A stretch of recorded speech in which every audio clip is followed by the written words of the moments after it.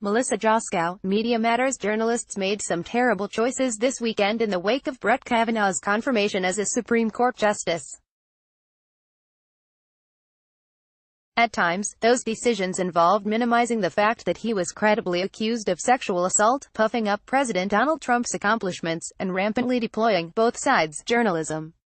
This coverage is a fitting conclusion to the often apathetic reporting in the early stages of the Kavanaugh nomination fight.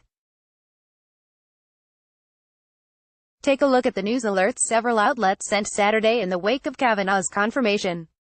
Reading some of them, you'd never know multiple women had reported him for sexual misconduct. The New York Times treatment seems particularly noxious, framing a dispute over whether the nominee had attempted to rape Christine Blasey Ford, and if it should matter if he had, as a partisan battle. Meanwhile, the focus of media coverage is now moving to what Kavanaugh's confirmation means for President Donald Trump.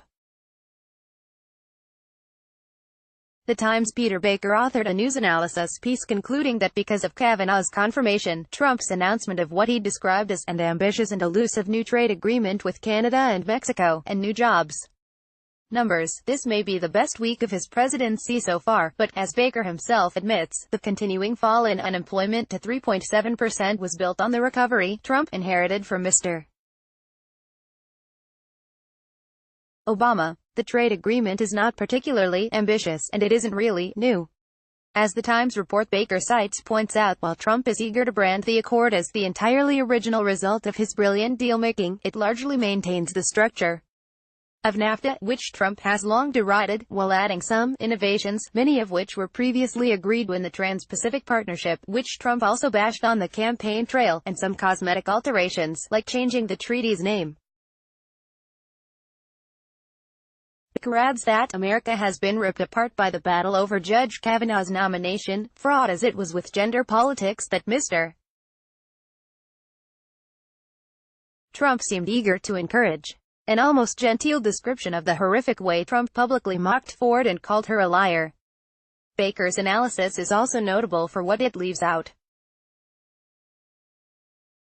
The Washington Post's analysis of the week concluded that Democrats and Republicans are equally at fault for divisive politics as it assessed a judge who appears to have repeatedly lied throughout the confirmation process, was credibly accused of sexual assault, and rallied Republicans to his cause by unleashing his inner winglet and promising vengeance upon his critics, a president whom numerous women have also said is a sexual predator, who denounced Ford in the most despicable way possible, and Republican senators eager to push Kavanaugh through in spite of it all after helping to conceal his paper trail.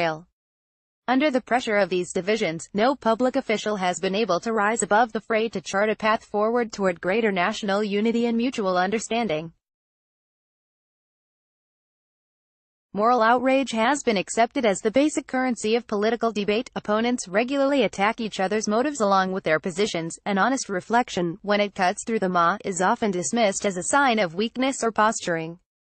A similar exercise played out on Sunday's edition of NBC's Meet the Press. Other coverage privileged the baseless idea that Trump's disgusting attacks had been politically smart. Pay close attention to the incentives this coverage creates for Trump. He demeaned a woman who says she was sexually assaulted to the cheers of his supporters, and some of the nation's most powerful journalists rewarded him by saying he had the best week of his presidency and suggesting that his opposition's flaws had been just as bad. It's hard to imagine that a president so attuned to media coverage and so eager for praise from major news outlets won't take that as encouragement.